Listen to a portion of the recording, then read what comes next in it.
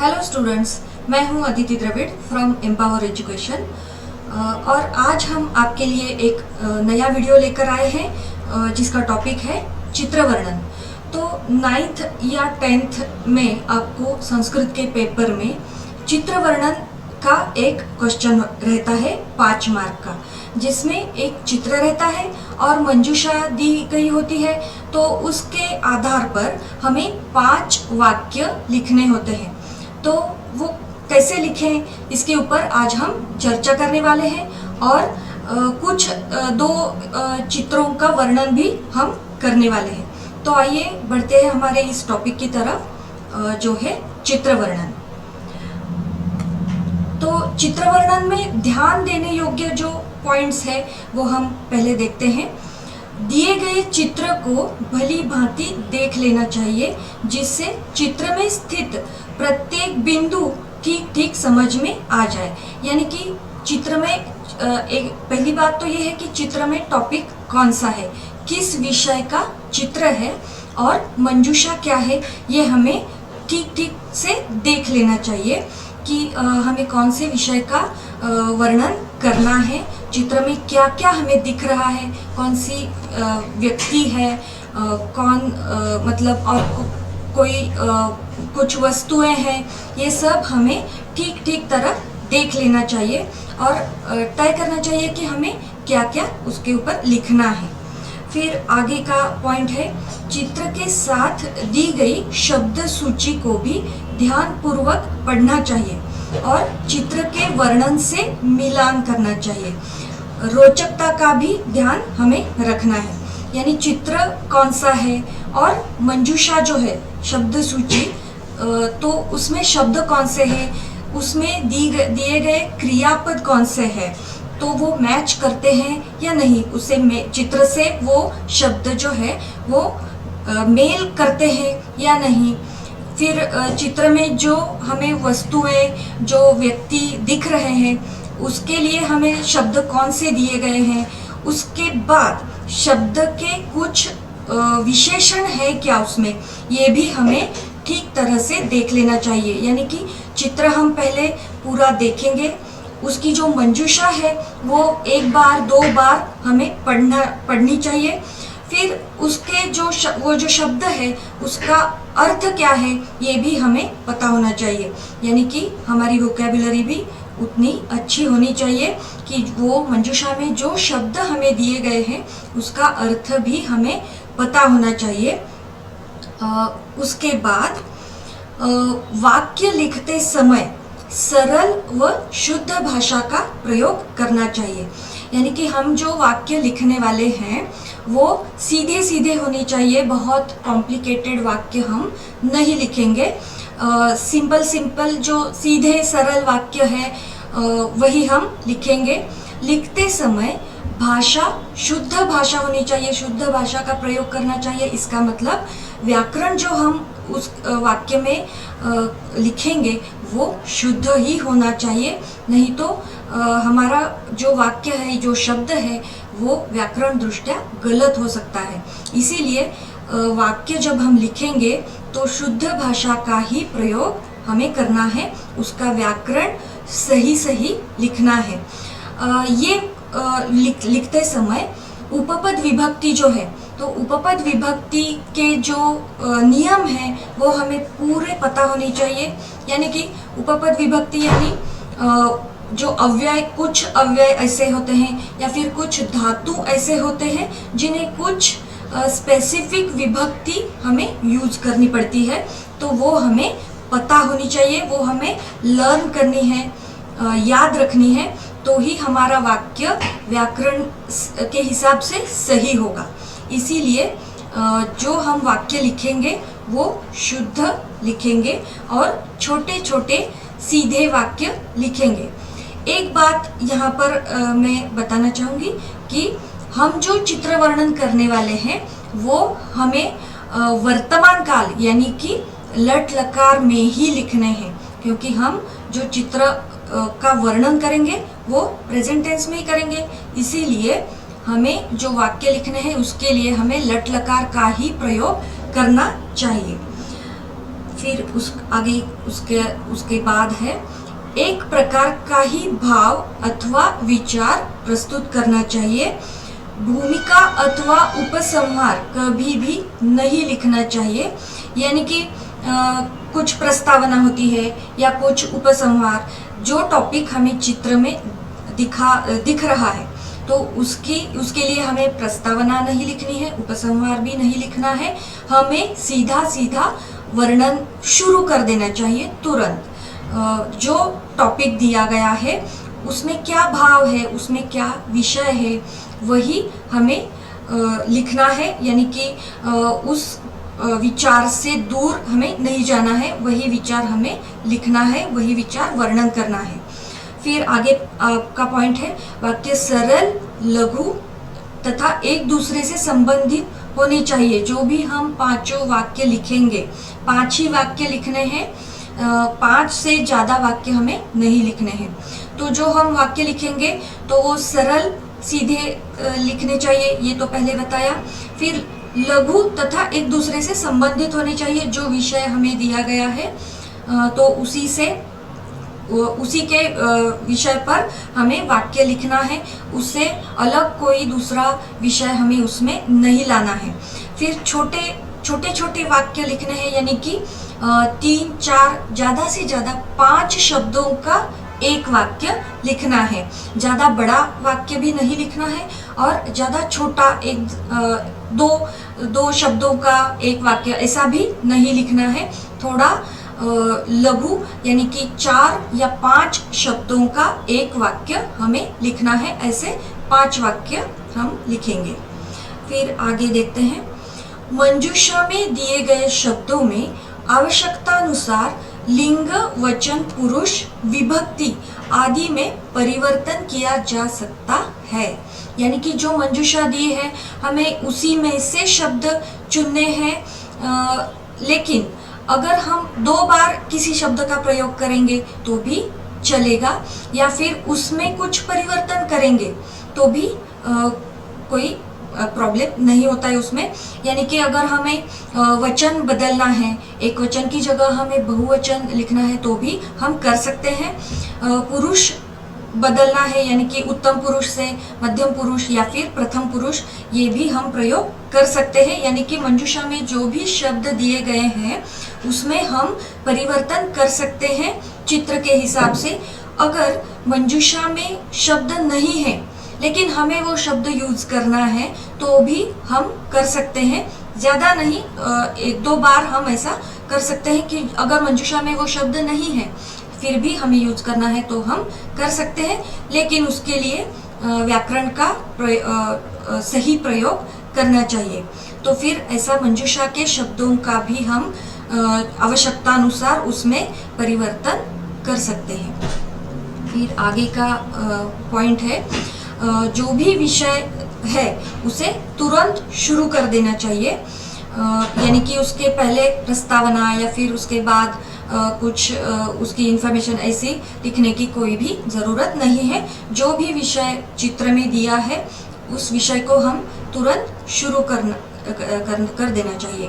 फिर वाक्य न तो अधिक लंबा हो और ना ही अधिक छोटा। ये पहले ही बता दिया है कि वाक्य ज़्यादा से ज़्यादा 5 शब्दों का रहेगा तो ठीक रहेगा। इसके लिए हम ये तो हमें थोड़ा बहुत सरलता से हम लिख सकेंगे, ज़्यादा कॉम्प्लिकेटेड वाक्य हम नहीं लिखेंगे। फिर आगे जो है, ये जो 5 प्रश्न हैं तो इन 5 प्रश्नों के उत्तर हमें हमारा चित्र वर्णन तैयार कर देगा। तो फिर पहला जो प्रश्न है, ये जो 5 प्रश्न है तो इस 5 प्रश्न हम देखेंगे और उसके बाद इन्हीं प्रश्नों के उत्तर हम लिखेंगे तो हमारा चित्र वर्णन तैयार हो जाएगा। तो पहला प्रश्न है, एतत् चित्रम कस्य अस्ति, या फिर एतस्मिन् चित्रे किं दृश्यते। ये दोनों क्वेश्चन जो है ये एक ही पॉइंट एक्सप्लेन करते हैं कि सबसे पहले हमें ये देखना है कि ये चित्र किसका है। तो पहला वाक्य तो इसी का रहेगा, एतत् चित्रम कस्य अस्ति, अगर विद्यालय का चित्र है तो इस प्रश्न का उत्तर रहेगा एतत् चित्रम विद्यालयस्य अस्ति। या फिर एतस्मिन् चित्रे विद्यालयम दृश्यते। ये दूसरा जो प्रश्न है ये कर्म प्रयोग है, कर्मवाच्य का प्रयोग है। तो सबसे पहले तो पहला प्रश्न ज़्यादा सरल रहेगा। तो जो भी है, हम चित्र वर्णन का पहला जो वाक्य है तो पहला प्रश्न जो है उसी का उत्तर हम लिखेंगे तो ज़्यादा सरल रहेगा। तो एतत् चित्रम कस्य अस्ति, एतत् चित्रम विद्यालयस्य अस्ति, एतत् चित्रम मंदिरस्य अस्ति, या फिर एतत् चित्रम उद्यानस्य अस्ति, अगर चित्र में उद्यान दिख रहा है, या फिर कोई दूसरा चित्र है तो जो चित्र दिया गया है उसी का उसमें जो मंजूषा में जो शब्द है वो हमें उसे प्रयोग करना है। तो ये पहला वाक्य हो गया। दूसरा है चित्रे कः अस्ति या फिर चित्रे के सन्ति। चित्रे ये जो है ये चित्र शब्द का सप्तमी एकवचन है। तो अगर हम इसके पहले कुछ सर्वनाम प्रयोग करने वाले हैं तो अस्मिन या फिर एतस्मिन, यही वाक्य यही सर्वनाम का प्रयोग हमें करना है, यानी कि सप्तमी एकवचन, क्योंकि चित्र इसका यहाँ पर सप्तमी का प्रयोग किया गया है। तो सर्वनाम को भी हम सप्तमी में ही करेंगे, या फिर सीधा चित्रे ये शब्द भी हम प्रयोग कर सकते हैं। चित्रे कः अस्ति, आपको चित्र में कौन दिख रहा है, कौन है चित्र में। यदि एक व्यक्ति है या फिर अनेक व्यक्ति हैं तो उस हिसाब से हमें क्रियापद भी एक वचन या बहुवचन इसका प्रयोग हमें करना है। तो चित्रे कः अस्ति, चित्रे बालकः अस्ति, या फिर चित्रे जनाः सन्ति, जो भी आपको चित्र में दिख रहे हैं वो लिखने हैं। उस हिसाब से हमें क्रियापद का भी प्रयोग करना है, एक वचन, द्विवचन, बहुवचन। फिर आगे तीसरा प्रश्न है, चित्र में जो व्यक्ति हमें दिख रहे हैं वो क्या कर रहे हैं, इसके ऊपर तीसरा प्रश्न होगा। सह किम करोति, यानी कि जो बालक है वो क्या कर रहा है, या फिर लोग जो दिख रहे हैं वो क्या कर रहे हैं, इसका उत्तर हमें लिखना है। सह किम करोति, सह बालकः उद्याने कन्दुकेन सह क्रीडति, या फिर जनाः भ्रमन्ति, या फिर जो भी वो कर रहे हैं ये हमें लिखना है। अगर ज़रूरत पड़ी तो इस प्रश्न के हम 2 वाक्य लिख सकते हैं। तो यहाँ पर हमें 5 में से 4 वाक्य तो तैयार हो गए। ये जो तीसरा वाक्य है यहाँ पर हम 2 वाक्य, इस प्रश्न के 2 वाक्य कर सकते हैं। अगर ज़्यादा लोग हैं चित्र में दिख रहे हैं तो हमें यहाँ 2 वाक्य, या ज़रूरत पड़ी तो तीनों वाक्य भी हम लिख सकते हैं। फिर अगर वाक्य चित्र में कम लोग हैं या एक ही मनुष्य है तो आगे का प्रश्न आता है कि हम आगे क्या लिखें। तो चौथा प्रश्न है चित्रे कानि वस्तूनि सन्ति, तो चित्र में कौन कौन सी वस्तुएं हमें दिख रही है। अगर एक ही मनुष्य है तो बाकी उसके आजू बाजू में क्या है, मतलब कुछ फर्नीचर है, या फिर कुछ वृक्ष है, या फिर पर्वत है, नदी है, जो भी है, घर है, तो वो हमें लिखने हैं। तो चित्रे कानि वस्तूनि सन्ति, इसके ऊपर एक वाक्य होगा। ज़रूरत पड़ी तो 2 वाक्य भी लिख सकते हैं, लेकिन टोटल हमें 5 ही वाक्य लिखने हैं। तो 3 और 4 ये जो प्रश्न है यहाँ पर हम 2 या 3 वाक्य भी लिख सकते हैं। अगर नहीं लिख पाते तो फिर आगे का जो प्रश्न है उसका उपयोग करेंगे चित्रस्य विशेषता किम, यानी कि उस चित्र की क्या विशेषता है। अगर 5 वाक्य हमारे कंप्लीट नहीं हुए तो ही हमें इस प्रश्न का उपयोग करना है, नहीं तो 3 या 4 प्रश्नों में ही 5 वाक्य हमारे चित्र वर्णन के बन जाते हैं। तो चित्र से विशेषता यानी कि चित्र में और स्पेशल क्या दिख रहा है, या फिर कुछ वर्णन करना है, आकाश में क्या है, या फिर इसके पीछे क्या है, ये कुछ जो विशेषता है ये हमें उसका वर्णन करना है। दूसरा एक महत्वपूर्ण बिंदु ये है कि कॉमन सेंटेंसेस जो है, यानी कि एतत् चित्रम मह्यम अतीव रोचते, ऐसा जो कॉमन सेंटेंस है, या फिर चित्रे सुंदर एतत् चित्रम अतीव सुंदरम अस्ति, ये जो कॉमन सेंटेंस है इसका प्रयोग करना नहीं है। अगर आपको आदत है ये वाक्य लिखने की तो छोटे स्टैंडर्ड तक हम ये कर सकते हैं, 5th 6th 7th 8th तक। उसके बाद 9th और 10th स्टैंडर्ड में अगर आप हो तो ये जो कॉमन सेंटेंस है वो हमें लिखने नहीं है।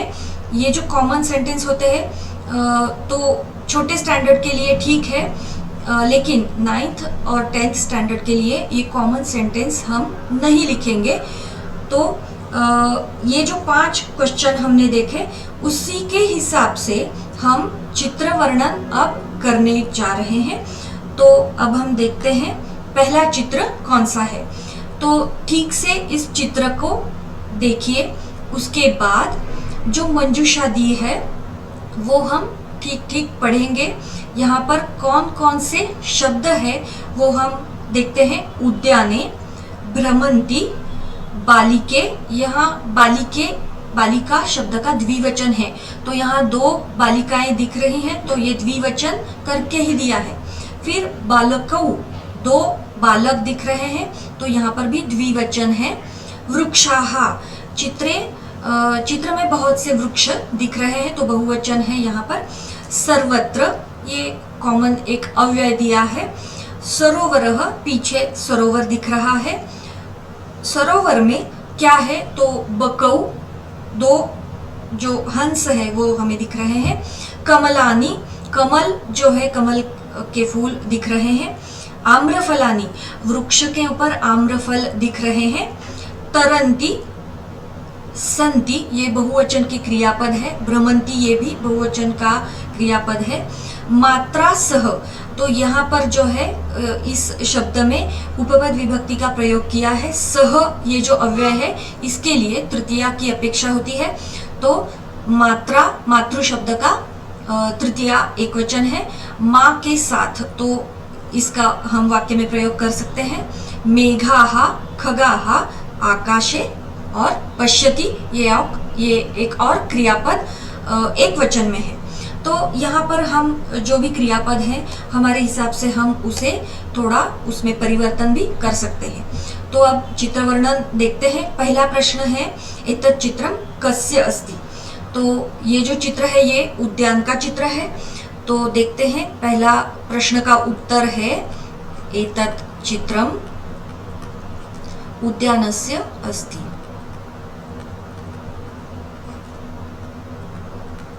फिर वाक्य जो हम लिखेंगे उसके बाद जो दंड है वो देना ना भूले, ये कंपलसरी हमें देना है, नहीं तो ये ग्रामेटिकल मिस्टेक हो जाएगी, इसीलिए दंड हमें देना ही है। फिर दूसरा वाक्य है कि चित्रे के संति। अब यहाँ बहुत से व्यक्ति दिख रहे हैं तो चित्र में कौन कौन दिख रहे हैं ये हमें लिखना है। फिर उसके बाद वो क्या कर रहे हैं ये भी लिखना है।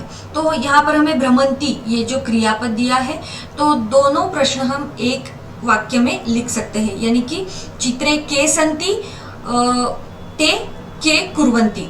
वो चित्र में कौन दिख रहा है और वो क्या कर रहे हैं ये हम एक ही वाक्य में लिख सकते हैं। तो देखते हैं दूसरा वाक्य। उद्याने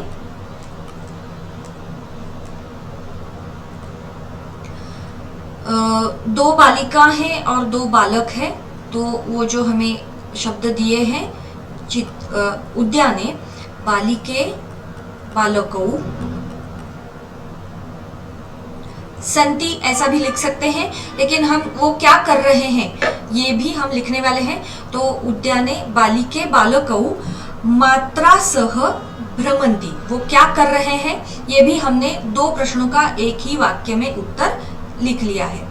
उद्याने बालिके बालकौ मात्रा सह भ्रमंती, वो उद्यान में घूम रहे हैं। उद्याने बालिके बालकौ मात्रा सह भ्रमन्ति।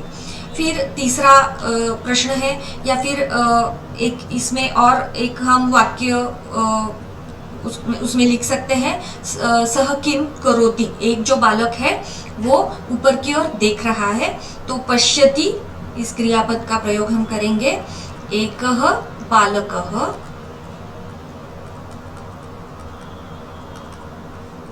उपरि पश्यति।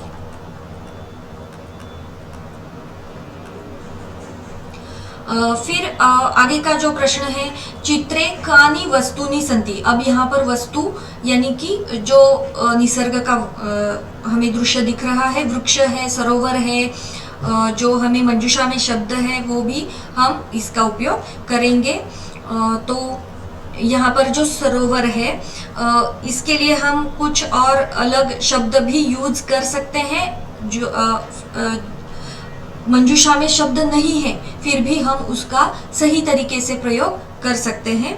जैसे कि उद्यानस्य सरोवरे, उद्यानस्य सरोवरे हमें क्या दिख रहा है वो हम इस वाक्य में लिखेंगे। सरोवरे ये भी सप्तमी है, उद्यानस्य सरोवरे। दो यहाँ पर हंस है तो द्विवचन है, बकौ। अब यहाँ पर तरंती ये बहुवचन है, ये बकौ ये जो है ये द्विवचन है, तो हमें इस तरंती क्रियापद को परिवर्तन उसमें करके द्विवचन करना है। उद्यानस्य सरोवरे बकौ तरतः। या फिर अगर हम कमल के ऊपर वाक्य करना चाहते हैं तो ऐसा भी हम लिख सकते हैं, उद्यानस्य सरोवरे कमलानि विकसन्ति। कमलानी ये शब्द जो है और विकसन्ति यहाँ पर शब्द नहीं है फिर भी हम लिख सकते हैं। अगर हमें क्रियापद पता है तो विकसन्ति, अगर क्रियापद याद नहीं आ रहा है तो फिर संति ऐसा लिख सकते हैं।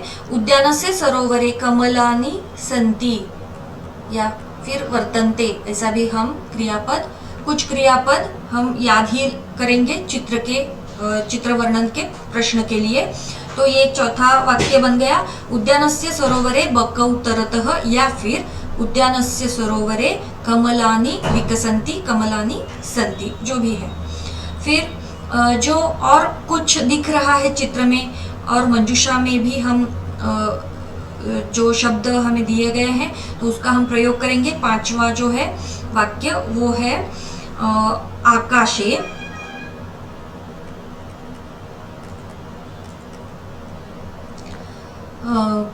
खगाः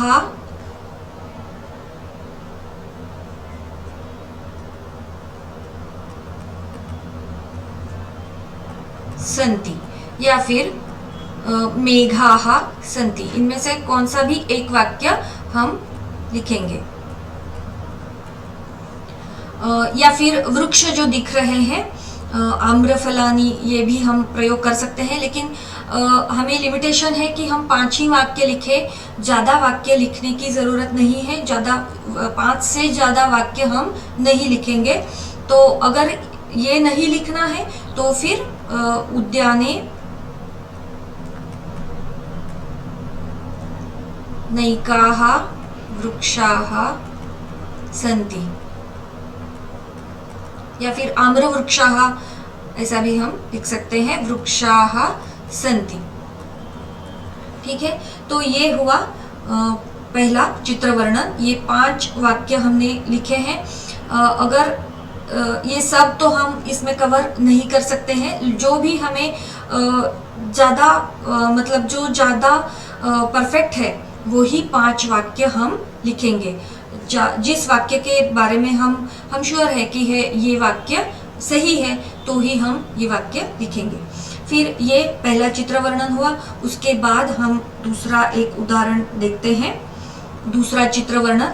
तो देखते हैं यहाँ पर कौन सा चित्र है।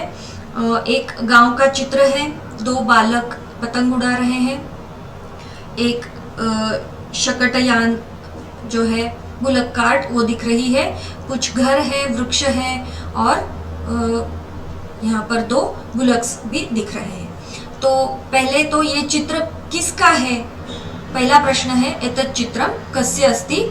त इसका उत्तर है एतत् चित्रम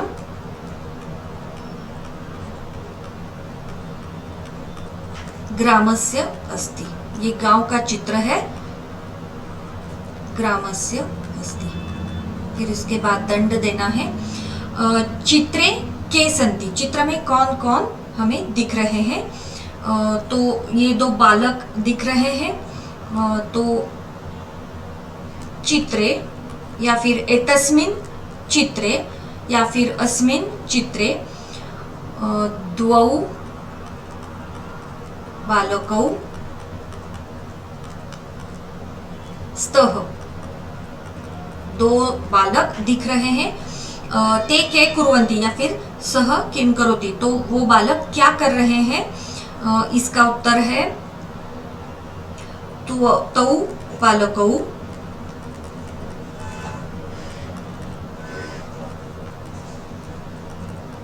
पतंगम, यहाँ पर मंजूषा है, यहाँ पर क्रियापद दिया है उड्डयातः, पतंग उड़ा रहे हैं। द्विवचन है, उड्डयातः ये द्विवचन है। वो 2 बालक पतंग उड़ा रहे हैं।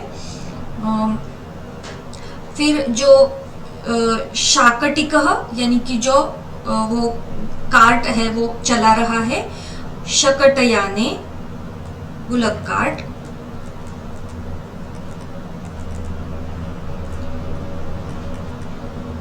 शाकटिकः वो बैठा हुआ है। यहाँ पर क्रियापद दिया नहीं है, फिर भी हम हमारे मन से लिख सकते हैं शकटयाने शाकटिकः उपविशति।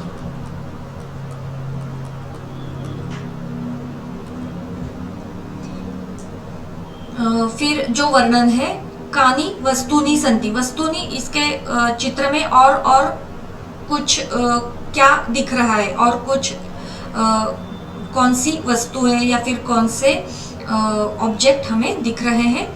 तो यहाँ पर जो है गावौ वृषभौ, 2 बैल यहाँ पर खड़े हैं, या फिर वृक्षाः वृक्ष हैं। इसके ऊपर हम वाक्य लिख सकते हैं ग्रामात् बहिः, तो यहाँ पर बहिः वाक्य शब्द जो है इसके लिए उपपद विभक्ति पंचमी का प्रयोग किया जाता है। तो वाक्य होगा ग्रामात् बहिः, ये गांव के बाहर का दृश्य है, तो ग्रामात् बहिः वृक्षाः सन्ति।